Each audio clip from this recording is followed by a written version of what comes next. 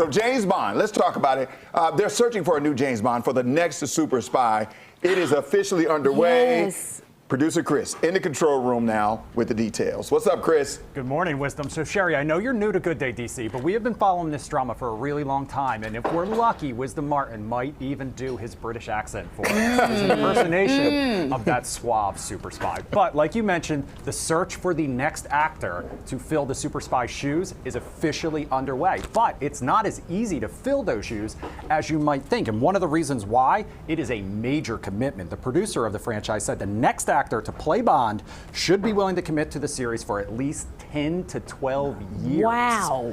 They also said they're still a few years away from announcing a new actor. We know Daniel Craig just wrapped up his run with No Time to Die last year. So now, former 007 actor Pierce Brosnan, who you mentioned, is weighing in on this casting process, and he says he absolutely does not care. But he does say he wishes whoever it will be luck in the future. He was the 5th actor to land the role. He held it for only 7 years. As for who the next person will be, one person we know it probably won't be, unfortunately, is that man right there, that handsome man right there, Idris Elba.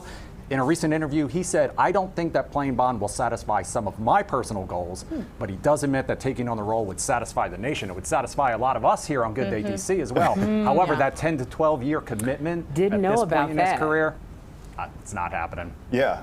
I've always said this about Idris Elba. I'm glad that he's not jumping into this because I love James Bond previously, but I think that it's come to an end. I really do. I think that it's on to the point where it's jumped the shark. Yes. I don't, and I'm glad that he's like, I'm not getting in this because if he gets in it and then it goes further down, then it'll be on him.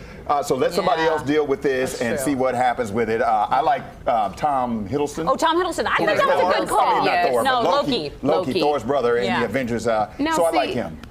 And I didn't know about that commitment. Yeah. So if you tell me, then I would say, Idris, don't do it. It's too much of a commitment, and he has too many things going on. Right. But I still love Reggae Jean Page from Bridgerton to be it. I mean, I haven't seen Reggae anywhere. I'm about to tell him, go back to Bridgerton where we can see you. So I think, what was that movie he was in? I just saw him in a movie. What movie?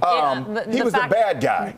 Exactly. The Gray Man. The Gray Man on Netflix. He was the bad guy in there, and I don't know, Sherri. He would be the perfect James Bond. He's young enough. Go ahead and give the commitment. And he's available. He's been on for 10 years. He's not doing anything. Right. He's available for the next 10 years. But no, Idris, I would say no. Absolutely, I support that. Right. Oh, yeah. And Daniel, if you need some consoling because your time is done, we're available. But what about regular people like Wisdom? You ever thought about like sending in like an audition tape? Say Bond, James Bond. Do it.